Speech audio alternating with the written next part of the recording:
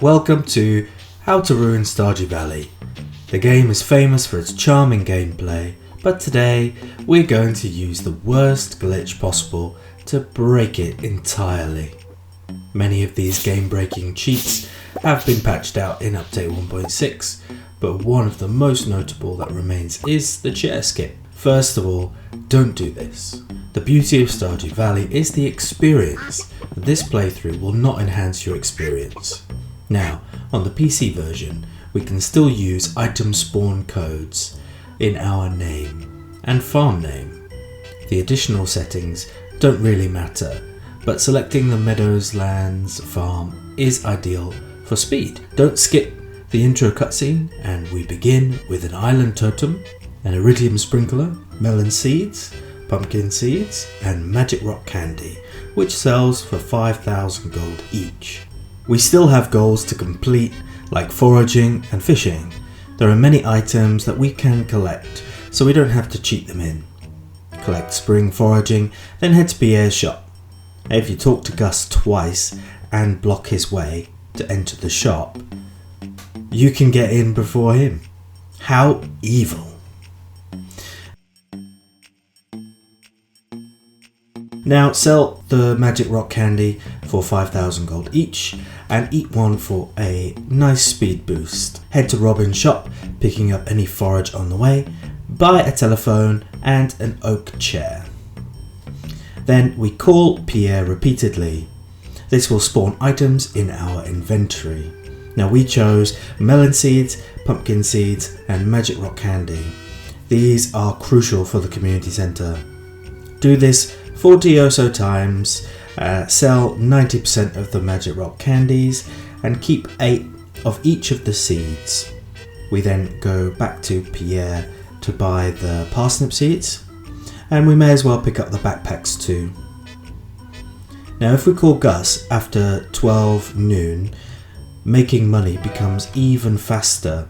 At Robin's, we can buy a bunch of stone and wood and build the upgrade for the coop. Sell enough rock candies to reach 100,000 gold. Keep spawning items until you feel you have enough, but we will need 100 staircases, which is 9,900 stone, which costs about 200,000 to buy. We will also need to keep upgrading the coop. Before the end of the day, we need to travel to Ginger Island and collect 11 walnuts. Set up an iridium sprinkler with 8 parsnip seeds, 8 pumpkin seeds and the 8 melon seeds. Use the hyper speed grow on one of the pumpkins as it takes the longest. Clear out some more space and surround the farmland with a path to help protect it and provide a warning to us. Call Gus until you pass out to be warped back into your bed. Thank you, Stardew Valley. We would like to start our exploit today. However, a very important character doesn't work on Mondays or Tuesdays. So lazy. On day 2, we get visited by Demetrius, and his choice doesn't really matter, so pick whatever you want. I still pick fruit, as fruit spawns are more rare than mushrooms. Organise what community centre items you have into a chest, and anything useful into another chest. Forage around the area for any missing items and head to Willy. We can fish for the rest of the day. We can collect sardine, sunfish, carp, bullhead, largemouth bass and a bream. Although I think I forgot to catch the bream. Today is the day we collect every item for the community centre. Good thing I can remember what we need.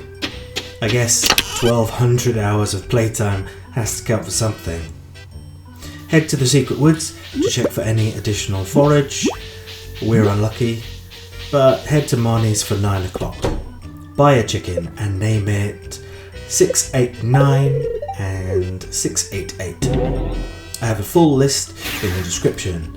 689 is the code for the mountain totem and 688 is for the farm totem. Once we have bought 8 chickens, our coop is full and we will need to pet and sell the chickens in order to repeat this process for all the items we need. Using the mountain warp totem, we can warp to Robin, move the coop to the southern entrance of the farm, and then upgrade the coop, having a maxed out coop by day 6. Walk back to the farm and head to the coop. Make chests for each of the areas of the community centre outside of the coop to organise your items effectively. By 1 o'clock, you should have everything for the community centre, but there is still time left to include some items for Ginger Island, like flute blocks, dinosaur, snake, frog and bat fossils, and a banana. Maybe even some gems or rings that may be useful. Definitely should get some prismatic shards too, for a nice easy weapon on day 6 or 7. Some jades for staircases would be useful. Most of the time, each chicken will get you 2 items, and there isn't enough characters for a third. In this case, use 70 or 74 for a jade or prismatic shard respectively. We also need 14 hyper speed grow and another island warp totem. Remember that's 886. I also spawned in some mahogany seeds in case I needed hardwood, and also a sweet gem berry, getting my first star drop on day 3. This is the point where I decided to finish the museum before the community centre. I didn't manage to get all of the items by the time Marnie's shop closed at 4 o'clock, so I went back home to organise my chests near the western exit. I walked to Ginger Island to place the hyperspeed grow.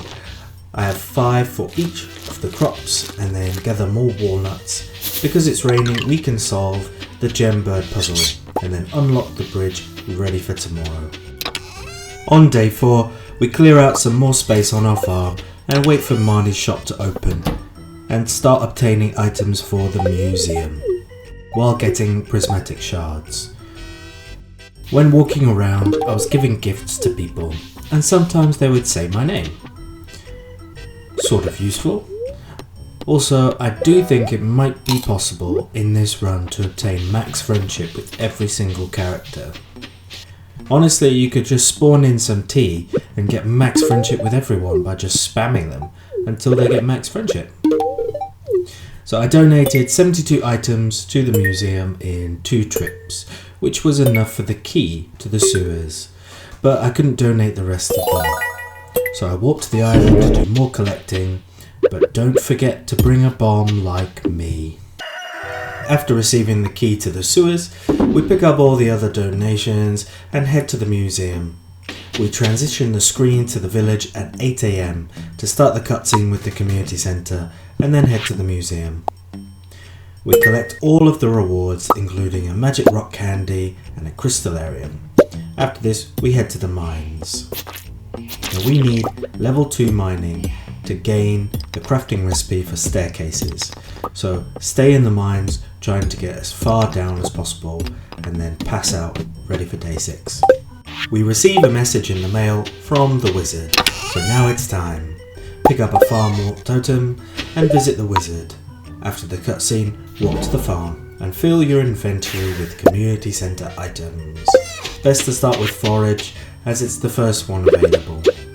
We can complete the bus as well as we have 45,000 gold in our pockets already. After 3 trips to the community centre, it's done, leaving only the gold star vegetables. I set up the crystallarium with a jade and got some more warp totems. I remembered my bombs and headed to the island. I freed Professor Snail and finished the museum, netting me 13 walnuts in the process. After this we can grab the tents and have a little sleep near our island farm crops. From this day onward, we need to check crops every day using warp totems or tents to quickly check which, if any, of the crops are gold. Remembering the location, quitting out, and then picking them back up. It is important to note that we have no farming experience, so for best results, eat pepper poppers to increase farming level by 3. By day 9, the first pumpkin is ready. On day 10, all the remaining crops are fully grown. By day 18, all crops needed for the community centre are complete. We head to the community centre with mixed feelings. This was pretty easy and very quick. We complete the community centre and head to bed straight away. On day 19, the final cutscene plays at 6 AM and the community centre is officially complete.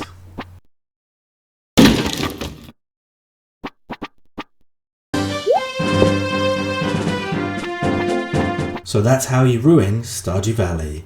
But can we take it further? There is only 9 days left of spring, so what else could we do? Obtain a gold clock in spring, year 1? Gain max mastery?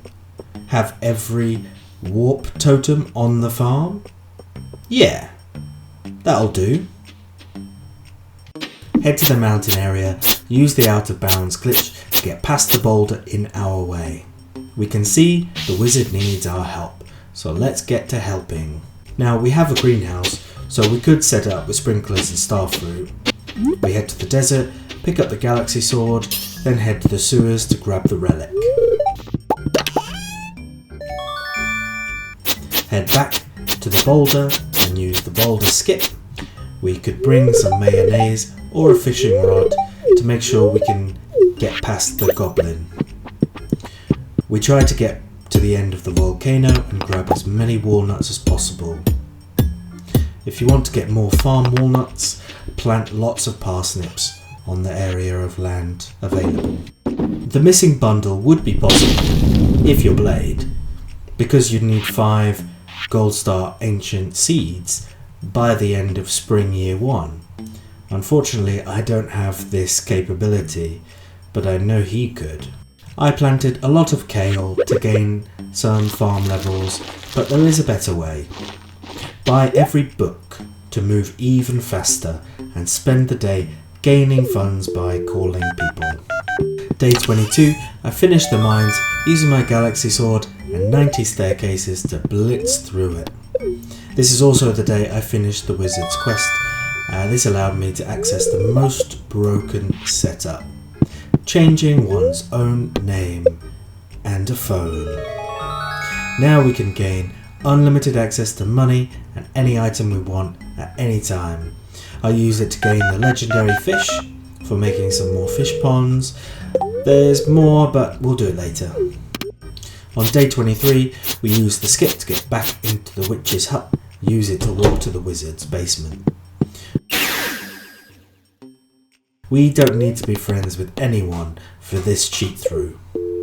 Change our name to collect enough iridium bars, earth crystals, clams, coconuts, cactus fruits, coral, bananas, dragon teeth that we need. Then change your name to 279, 279, 279 to gain 15,000 per time. Now we need 3 million to purchase all of the totems. So we do this 200 times. What? To gain that much money. This should take around 1,600 seconds or 25 minutes. Why am I doing this? Purchase all the totems from the wizard. After this, we can work on the gold clock for 10 million gold. Now this will take 1,800 rock candies, so 600 calls. Wait until 12 to do this, so it's a little bit quicker overall. Should still take 75 minutes or so to complete.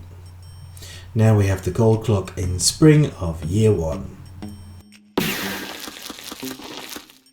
Last step is to change your name to Purple Book and do this about 100 times. This takes about 15 minutes and will get you enough experience to get to the last mastery level. I go to sleep and unlock the mastery door to collect all my mastery upgrades. I head to Ginger Island to pick up some more loose walnuts. So that's it. How you shouldn't play Stardew Valley. This run takes the fun out of Stardew Valley by replacing challenge and discovery with repetitive exploits. It's an interesting experiment, but it strips away the game's charm and rewarding gameplay. If you enjoyed this breakdown, leave a like or a comment, and let's see if Blade can do it better without mods. That's all for today. Be good to yourselves and to others. I'll see you in the next one.